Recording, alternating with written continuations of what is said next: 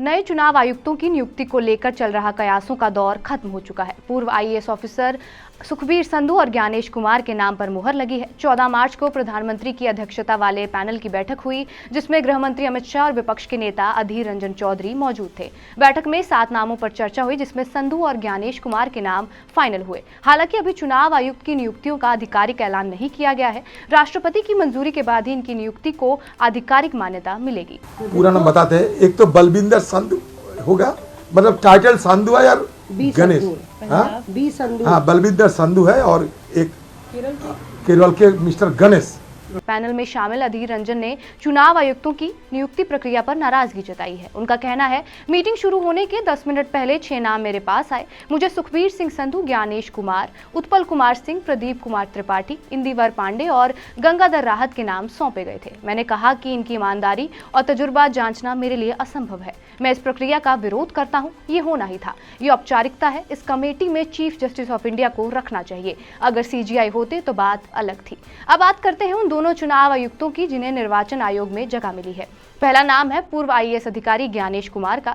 Gyanesh 1988 batch के Kerala cadre से IAS अफसर थे। कुछ दिनों पहले ही सहकारिता मंत्रालय के सचिव पद से रिटायर हुए हैं। बता दें कि सहकारिता मंत्रालय का गठन 2021 में केंद्र की मोदी सरकार ने किया था। मंत्रालय के गठन से लेकर अब तक उसकी कार्यप्रणाली देश भर में चर्चा का विषय रही है। इसमें ज्ञानेश कुमार ने अहम भूमिका भी निभाई है। ज्ञानेश कुमार ने गृह मंत्रालय में भी बतौर ज्वाइंट सेक्रेटरी कश्मीर डिवीजन में शामिल रहे थे। उनके कार्यकाल में ही जम्मू कश्मीर से धारा 370 हटाई गई थी। अब बात करते हैं दूसरे नाम की, यानी सुखबीर सिंह संधू की। सुखबीर संधू 1988 बैच के उत्तराखंड के आईएएस अधिकारी हैं। इनकी शैक्षिक योग्यता की बात की जाए तो ये मेडिकल डॉक्टर, इतिहासकार और वकील हैं। सुखबीर संधू ने अविभाजित उत्तर प्रदेश, उसके बाद उत्तराखंड, पंजाब और केंद्र सरकार के मंत्रालयों में भी जिम्मेदारी निभाई है। जुलाई 2021 में संधू उत्तराखंड के मुख्य सचिव बनाए गए। इसके अलावा इन्होंने एनएचएआई में बतौर अध्यक्ष भी सेवा दी है। अब ये भी जान लीजिए चुनाव आयोग क्या है और संविधान में चुनाव आयुक्तों की नियुक्ति को लेकर क्या निर्देश है। चुनाव आयोग एक संवैधानिक निकाय है।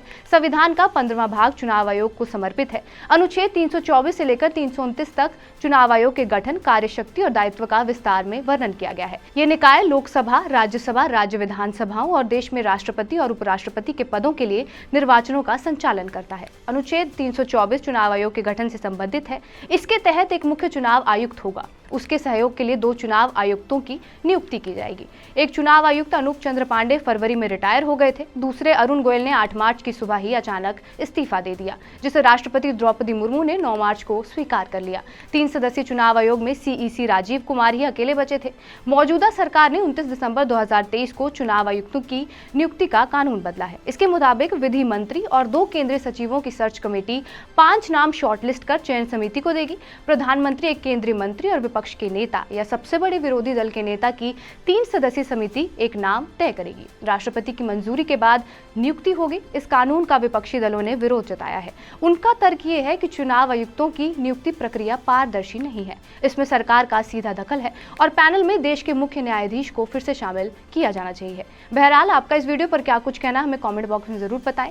बाकी देश और दुनिया की तमाम बड़ी खबरों के लिए जुड़े रहे हमारे साथ TV9 भारतवर्ष पर।